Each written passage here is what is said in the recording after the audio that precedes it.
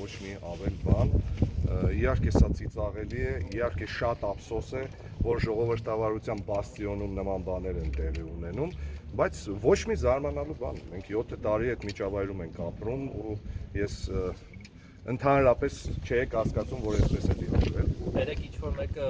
ամբիոնից աշխատին փռելուց էր խոսում։ Ով փորձի ժողովրդի կամքին հարկադրել։ Դե իր Իրան իհարկե հուշեցին եղել խմելու մասին։ մարմնի ջրաձգումները խոսում են նրա մասին, որ այդ մարդը կռուգավորի ճնշման տակ է, Ալիևը ճնշում է, Ամերիկան ճնշում է, Ռուսաստանը ճնշում է, երևի Աննան ճնշում է,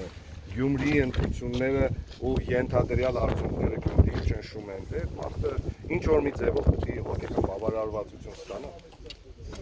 Հիմա ինչ եք մտածում, այս ամեն ինչ հետևանքներ կունենա եւ արդյոք սա ինչ որ ձևով բացաբար կա։ Ես վստահ եմ, որ գյումրեցիների որոշման վրա սա ոչ մի կերպ չի ազդելու։ Ես վստահ եմ, որ ոչ մի տեսակի վախի մթնոլորտ Գյումրիում չի լինելու, որովհետև գյումրեցին վախկոտ չի, գյումրեցին մարտի 30-ին, ինչպես եւ որոշել է, գնալու է ընտրատեղամաս եւ ձայնը տալու է ընդդիմադիր տեխնացուներից որևիցե մեկի։ Եթե իրենց թվում է, որ այսպիսով կարողանալու են ճնշել հետեւյալ ընդդիմադիր տեխնացուին կնեք,